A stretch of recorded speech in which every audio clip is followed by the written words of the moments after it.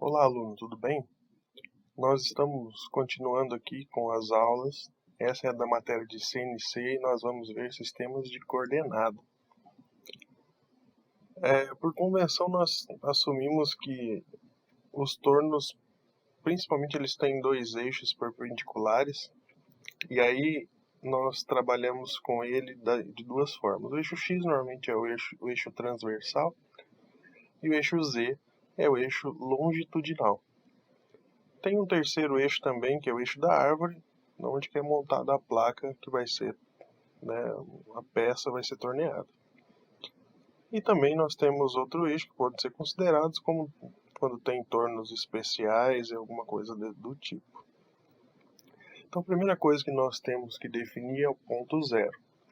Então esse ponto zero é onde vai ser o Z0 e o X0, ou o X0 e o Z0.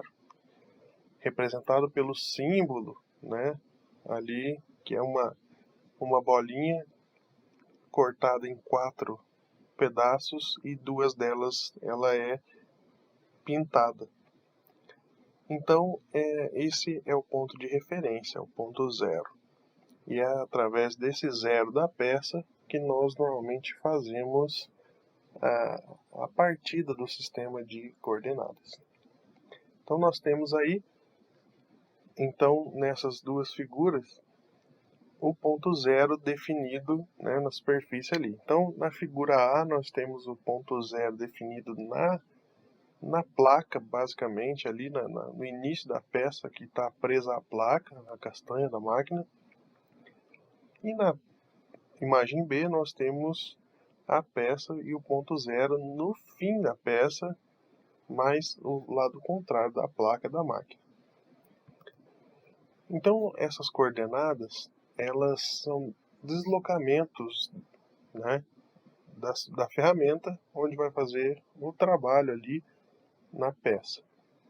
Então, os eixos X e Y, eles podem ser tanto coordenadas absolutas ou incrementais. As absolutas são mais empregadas, tem como referência ali o ponto zero.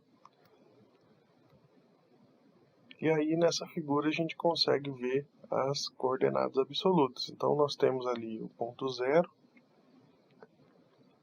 E nesse ponto zero nós temos as medidas, A primeira 15, depois 25, 28, 32, 36, 39, 43.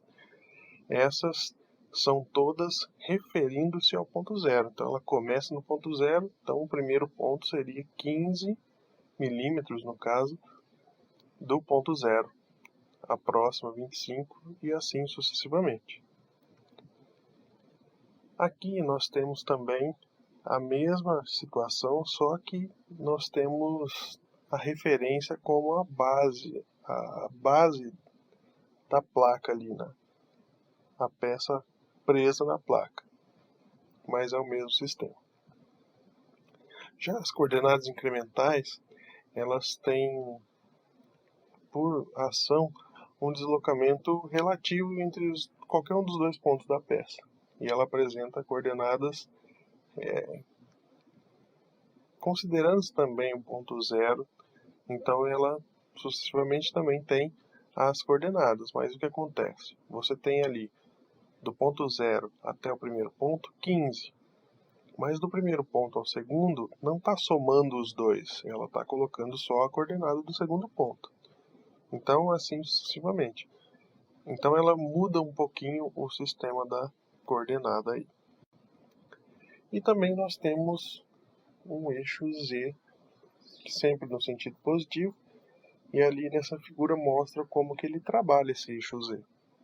Eu vou passar um vídeo agora, e esse vídeo ele explica certinho como que faz os exercícios da questão da coordenada. É bem rápido e é bem interessante o vídeo. Boa tarde, meu nome é Francisco Mateus e hoje a gente vai estar falando a aula sobre coordenadas absolutas e coordenadas incrementais. Então, se a gente for olhar aqui embaixo, a gente tem uma pecinha de torno, uma representação cilíndrica de desenho técnico, onde eu tenho vários valores de diâmetro, 20, 30, 40 e 60, e vários valores de comprimento, 15, 30 e 50. 3 valores.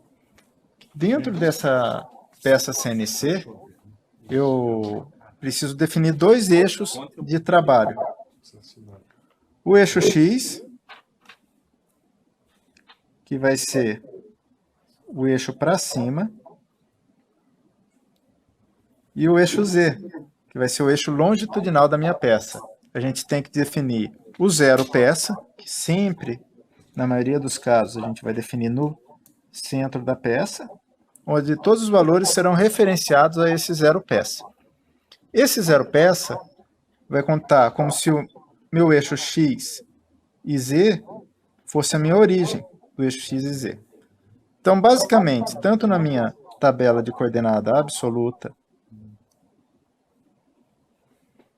como na minha tabela de coordenadas incrementais,